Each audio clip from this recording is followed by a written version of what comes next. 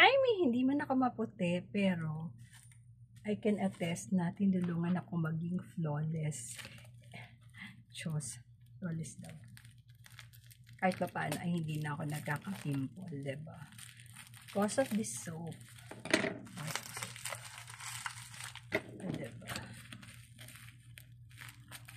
Of course, isa yan sa malaking bagay yung hindi tayo nagkaka-pimples. Lalong-lalo na at nagkakaedad na tayo, medyo alanganin na tayo magka-pimples. So, what I'm using is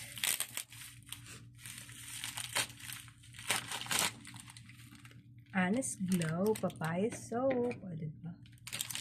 Lakas ng tiwala ako kay Sir Dave kasi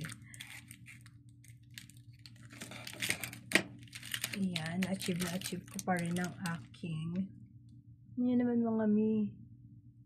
Pulbo lang yan. Hindi ako nag-foundation, hindi ako nag ano-ano, pulbo at moisturizer lang yan. Tapos sa gabi, Honest Glow Serum. Ayan o. Honest Glow Serum. Kita nyo ba? 24K serum sa gabi.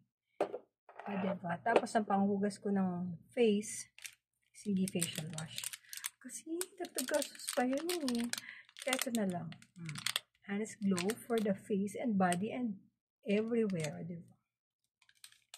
Isahan na lang mga mi. Alam nyo naman tayo. Kailangan natin mag-defend. Diba?